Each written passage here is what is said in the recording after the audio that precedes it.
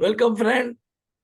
ये नवरात्रि के शुभ अवसर पर जहाँ पे रामनवमी और दशहरा भी आने वाले हैं, हर व्यक्ति स्पिरिचुअल हो जाता है, भगवान के क्रियाक्रम में लग जाता है। अलग अलग प्रथाएं हैं, अलग अलग काम होते हैं।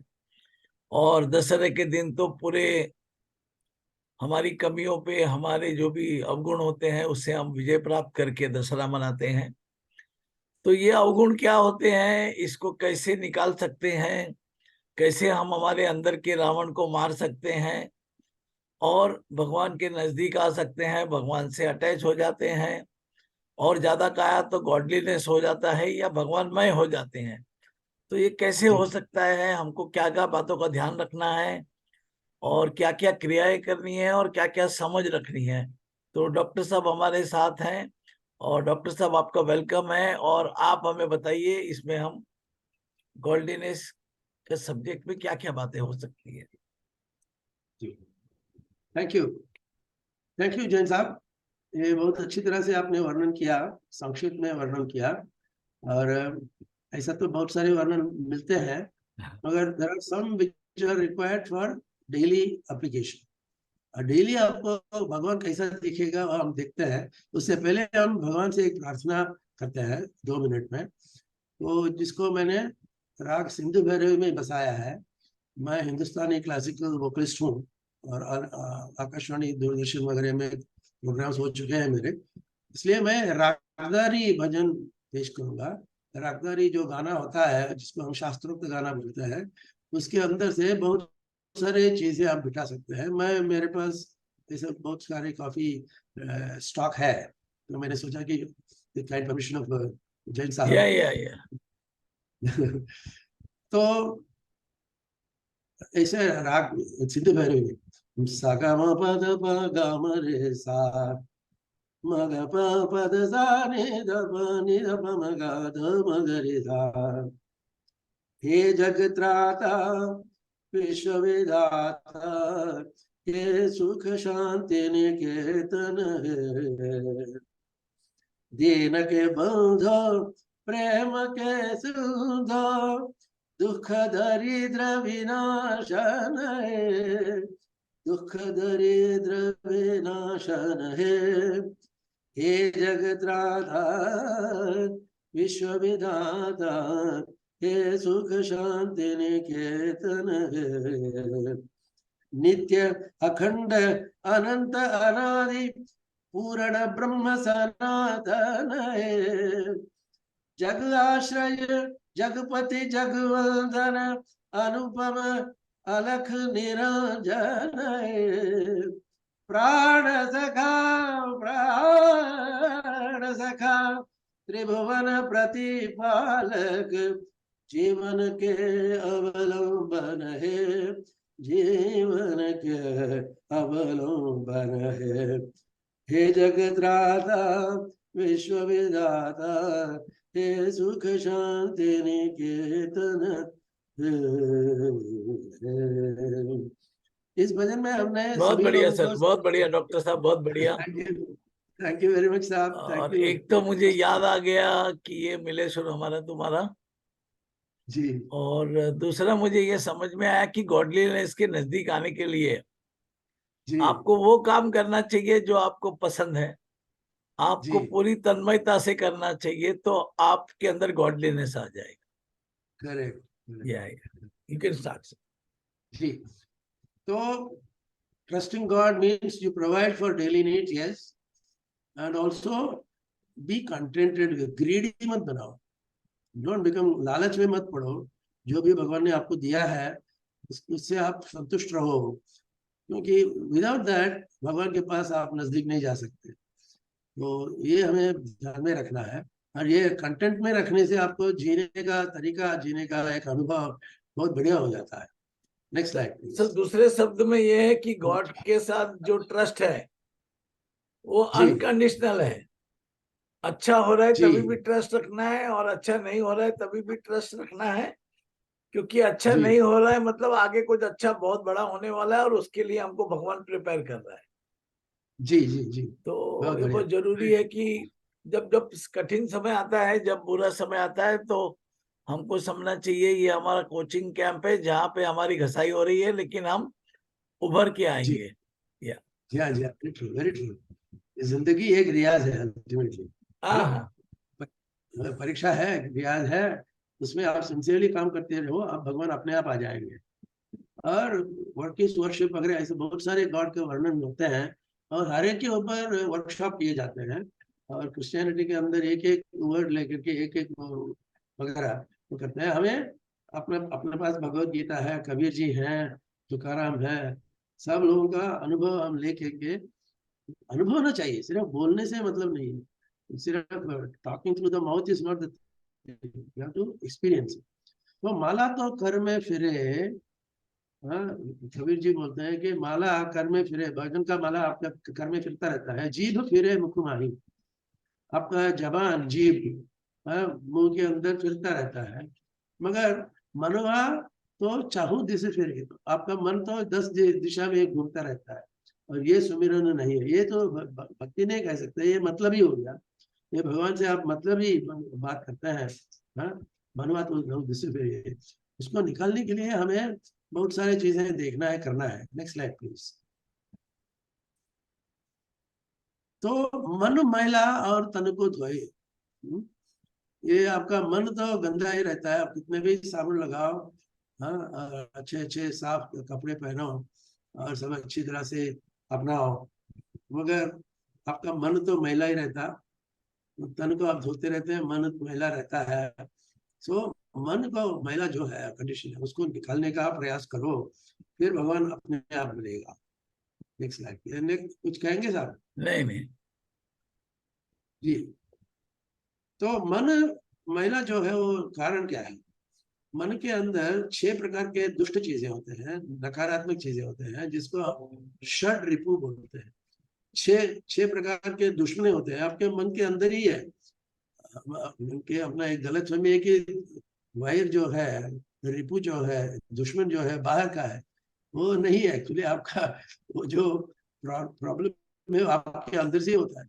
काम क्रोध अंदर से ही होता है, लोभ मोह अंदर से ही होता है, उसको आप अंदर से अंदर मिटा के अच्छी तरह से अच्छे रास्ते पे जाना है, वो आपके हाथ में है। उसके लिए गुरु जी की भी जरूरत नहीं है, आप भी अपने गुरु हो। वो ध्यान में रखिए, अपने ही ऊपर आप विश्वास रखिए, भगवान को अर्पण करके आप जाएंगे, तो षड रिपु आपको जो है उससे आपको तकलीफ नहीं होगा, क्योंकि उसका जो कवच है वो अपने बॉडी के अंदर है, अपने हृदय के अंदर है। तो षड रिपु, काम क्रोध लोभ मोह मद मात्सर्य, सभी षड रिपु को आप अपने आप अंदर से अंदर मिटा देना। That's a very important thing to get close to God. Next slide please. इसमें 3 प्रकार के एस बोलते हैं, सेवा, साधना और सत्संग। भगवान को पाने के लिए आप सेवा करो, शुरू करो। सेवा कैसे करेंगे? कोई दुखी हो उसको मदद करो, सिंपल थिंग लाइक कोई ब्लाइंड आदमी है, उसको रास्ता क्रॉस करने के लिए आप कुछ करते हैं, वो भी सेवा है। और साधना, कोई चीज लेकर के आप अपना एप्लीकेशन करो, अप्लाई योर माइंड। साधना बोले तो अप्लाई योर माइंड, ऐसा ऊपर से बात करके नहीं होता। और एक सत्संग जो होता है, अच्छे लोगों का संपर्क में रहना, और अच्छे लोगों के साथ रहने के। और जैसा भाई जैन साहब ने कहा कि आपको सिर्फ एक दिन मत रखो, हमेशा के लिए 24/7 तो सिर्फ वो रिचुअल बन के सत्संग नहीं होता। और satsang, you should know how to be satsang with yourself, you know. इसके ऊपर जैन साहब ने एक सेशन भी लिए थे। और कोई भी चीज, सपोजिंग आपको 5 मिनट फुकट में टाइम मिल रहा है, वो spend it on good things like talking to somebody over the phone. अच्छी तरह से बात करो, सुविचार करो। ये सब करने से आपको डिवाइन नॉलेज आ जाता है। सेवा, साधना और सत्संग, वो अपने आप परमेश्वर को नजदीक नजदीक लेने में सफल रहता है। Next slide please. We often say God is love. उसका मतलब क्या है? गॉड इज लव बोले तो you have love and God is love. Your love and God's love has become one and the same. So तभी उसको आपको ये एक दूसरे का मिश्रण हो जाता है ना, वो that is real love. Love अलग रखे रखना है ऐसा नहीं है। God is love and automatically you also become love. So that stage you should come. That is it's not very easy. तो प्रैक्टिस करके आपको लाना पड़ता है। योगा करने से और अच्छी तरह से लोगों से संपर्क रखने से आपको लव पैदा होता है, बढ़ता है। वो that is really God is love. Next slide please. ये मैस्लो करके एक साइकियाट्रिस्ट थे और उन्होंने 6 प्रकार के स्टेप्स बताया कि भाई आपको खुद का पहचान, खुद का समझ, खुद का अंडरस्टैंडिंग वो जो करने के लिए आपको 5 प्रकार बोला, 6 भी लोग 5-6 भी बोलते हैं, तो आपको स्टेप्स आपको फॉलो करना है। तो सबके नीचे है फिजियोलॉजिकल नीड। आपको भूख लगे तो आप खाना खाएंगे, प्यास लगे तो पानी पिएंगे, वो एकदम बेसिक लेवल पे है। और उसका हायर आता है सेफ्टी नीड्स। आपको सेफ्टी की जरूरत है। हाँ, इसमें पर्सनल सिक्योरिटी आता है, एम्प्लॉयमेंट, रिसोर्सेज, हेल्थ वगैरह आते हैं, सब सेफ्टी की जरूरत है। और उससे आगे आ गया love and belonging. You belong to somebody. For example I belong to Jain Sahab's group. Jain Sahab is good in his own way. I am also trying to be good in my own way. But if you get that, reach that stage, you know, तो आपको भगवान मिलता है। Love and intimacy वगैरह हमने देख लिया। और रिस्पेक्ट, सेल्फ एस्टीम उसके ऊपर आता है। ये सब करने से आपको खुद के ऊपर एक अभिमान, मतलब एरोगेंस नहीं, एक अच्छे सुविचार, good condition of the mind आता है, वो एस्टीम आता है। और उसके ऊपर आता है सबके ऊपर सेल्फ एक्चुअलाइजेशन। ये सब अच्छी तरह से आप प्रैक्टिस करने से आपको अंदर का जो भगवान है वो प्रकट होता है। तो सेल्फ एक्चुअलाइजेशन तब होता है कि जब आप खुद को परमात्मा के साथ जुड़े हुए समझते हैं। ये समझ की बात है। आपके मन के अंदर एक मनस्थिति ऐसा होना चाहिए कि आप सेल्फ एक्चुअलाइजेशन करो, फिर भगवान के नजदीक आ गए। Now this is again another different way of putting it. पर अल्टीमेटली बात तो एक ही है, आपको परमेश्वर के नजदीक जाना ही है। और उसके लिए आप खुद को तैयार करते रहिए, पॉलिश करते रहिए, और अपने आप नजदीक, परमेश्वर के नजदीक आ जाएंगे। वो ध्यान में रखना चाहिए। Next slide please. ये अक्सर कहा जाता है कि हमारे पास 3 गुण है, 3 प्रकार के गुण होते हैं, तमस और रजस और सत्व। ये तीनों के ऊपर हमें डिटेल अभी जाने की जरूरत नहीं है, उसके लिए हम अलग कोई सेशन ले सकते हैं, क्योंकि उसको थोड़ा टाइम लगेगा। तो जो भी भगवान अपने को आगे ले जाता है, इंटेलेक्चुअली वो ऊपर ले जाता है, वो तमस जो डार्कनेस है उसको निकाल देता है, और रजस जो है उसको कम करता है, और सत्व जो है वो सकारात्मक चीजों की तरफ आपको ले जाता है। तो सत्व गुण आप अपनाएंगे तो आप परमेश्वर के नजदीक आते हैं, ऐसा समझता है। Next slide please. और अल्टीमेटली हमें खुद हैप्पी रहना है। If you want to be happy, you have to be, you have to make others happy. Happiness cannot be alone. If you are a family man, you want your wife to be happy, you want your son to be happy. If you are a very devoted individual, army में हो, your fellow army men should be happy, soldiers should be happy. और समाज में हो आप, उधर traders मिलते हैं, सभी लोग, अलग अलग प्रकार के लोग मिलते रहते हैं। वसुधा बोले तो होल वर्ल्ड, वसुधा, सारी दुनिया में आपको कुटुंबकम जैसा, फैमिली जैसा मिलजुल के रह के फिर आप एक परिवार बनते हैं, तो परमेश्वर उधर मिलता है। जब आप वसुधा को कुटुंबकम करते हैं, उसमें परमेश्वर मिलता है, बिकॉज वहां पे गॉड इज लव मिल जाता है। सारी दुनिया एक परिवार बन गया, तो आप अकेले नहीं रह सकता। उस संसार में आपको सकारात्मक भावनाओं को लेकर के जाना है, वो भी गॉडलीनेस के अंदर आता है। Next slide please. आप कुछ कहेंगे साहब? नहीं, तो अक्सर कहा जाता है कि एक प्रॉवर्ब है अंग्रेजी में, God helps those who help themselves. परमेश्वर उनको मदद करेगा जो लोग अपने खुद के पैर के ऊपर खड़े रह के खुद को हेल्प कर लेते हैं, तो उसको हम कहते हैं कि God is helping those who help themselves.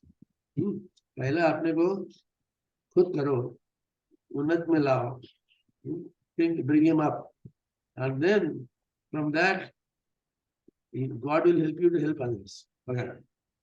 Now this is something that we sort of understand but we don't practice, you know। तो ठीक है, प्रयत्न तो रखना है, चालू रखना है। Next slide please, next slide please. ये सब हाँ करते करते जी, हो गया ना, बराबर है। हाँ, तो समत्वम योग उच्चते बोलते हैं। समत्वम बोले तो आप इमोशन में एकदम फंसो मत। अच्छा इमोशन है वो उसका ले लो, फायदा ले लो, बुरा इमोशन है उसको संभाल के लेवल पे लाओ, इसको हम बोलते हैं समत्वम योग उच्चते। समत्व अपने इमोशंस सब लेवल पे आ गए तो एक योग बन गया।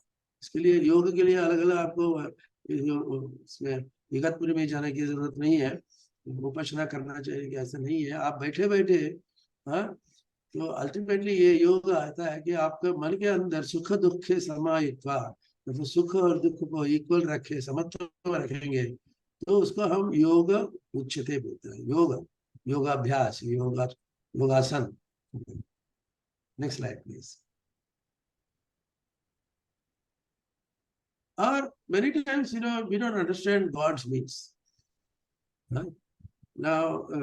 उदाहरण ऐसे दिया जाता है, कोई एक्सीडेंट हो गया, आपका हाथ पैर टूट गए वगैरह वगैरह, फिर आप भगवान के ऊपर गुस्सा करते हैं, मुझे क्यों हुआ, मैंने किसी का नुकसान नहीं किया, मगर मेरे को एक्सीडेंट में क्यों लगाया। ऐसा भगवान से झगड़ा करने वाले हैं, और all of us do that. जब वो नेगेटिव आ जाते हैं, मन बिगड़ जाता है, मूड ऑफ हो जाता है, तो आप परमेश्वर को गाली देते हैं, फिर बोलते हैं God is not love, God is not fair, क्यों मैंने कुछ किया नहीं है, पाप नहीं किया वगैरह। मगर आप जिस तरह से वर्क करेंगे तो डिवाइन लॉजिक जो बोलते हैं ना, हाँ, परमेश्वर का लॉजिक है, works in ways we can not see, वो आपको समझ में नहीं आएगा। और उसको कॉस्मिक जस्टिस बोलते हैं, हाँ, डिवाइन जस्टिस बोलते हैं। वो आपको मालूम नहीं है, इस प्रकार के लोग आते हैं, कर्म करते हैं, करा लेते हैं, कोई अच्छा कर्म होता है, कोई बुरा कर्म होता है, और उसके पीछे जो लॉजिक होना चाहिए वो हमें समझने वाली बात नहीं है। अगर आप भगवान के ऊपर भरोसा रखेंगे तो divine logic will lead to a divine justice and you will be reconciled to that। you will be coming in terms with that। वो आपको कंटेंट में आ जाता है, आपके अंदर का जो क्रोध है, गुस्सा है, वो निकल जाता है। so you have to accept that God works in ways which we cannot see। God जो काम करते हैं वो हमको समझ में नहीं आएगा, मगर उसके ऊपर भरोसा रखना चाहिए। Next slide please, next slide please. And you have to forgive. No, forgive का एक तात्पर्य ऐसा है कि we forgive others because God forgives us. ना, ये क्रिश्चियनिटी का कंसेप्ट है, मगर बात तो एक ही है, क्रिश्चियनिटी हो या और कुछ भी हो। We forgive because we achieve that inner godliness to forgive others. क्यों? वो जीसस क्राइस्ट का उदाहरण से दिया जाता है। Next slide please. वो आपको मालूम है कि जीसस को क्रॉस में वो क्रूसीफाई किया गया, और वहां पे वे देह त्याग किया। तब उन्होंने क्या कहा, वो वहां से लेके जाते हैं क्रॉस को, माउंट सिनाई में क्रॉस को लेके जाते हैं। तब वे मरने वाले जो जीसस क्राइस्ट है, वो उन्होंने कहा कि फादर फॉरगिव दोस। वो उनके मन के अंदर कोई गुस्सा नहीं, कोई क्रोध नहीं, कुछ नहीं। वो भगवान से प्रार्थना करते हैं कि Father forgive them because they don't know what they are doing, they don't know what they are doing. ऐसा कर करके वो देह त्याग किया उन्होंने। फिर उसके बाद 2 दिन के बाद संडे को वापस आए, वो अलग चीज है, वो वापस आए कि नहीं मालूम नहीं, मगर वो क्रॉस में हाँ लेते उनको, उनके मन में एक ही प्रार्थना थी, Father forgive them, forgive my enemies for they do not know what they are doing, they are doing it out of ignorance, माफ कर दो। That is ultimate in forgiveness. ऐसा कोई कहता नहीं कि मरने वाले को गुस्सा आता है, फिर रोता है, चिल्लाता है। मरने वाले को आपको ठीक तरह से मन स्थिति रखना, वो आसान बात नहीं है, मगर उन्होंने किया। Next slide please. ये सब करने के लिए गॉडलीनेस आ गया तो एक करेज आ जाता है। तो करेज ऐसा कैसा आता है? Courage does not come from the absence of fear, it comes from an abundance of faith.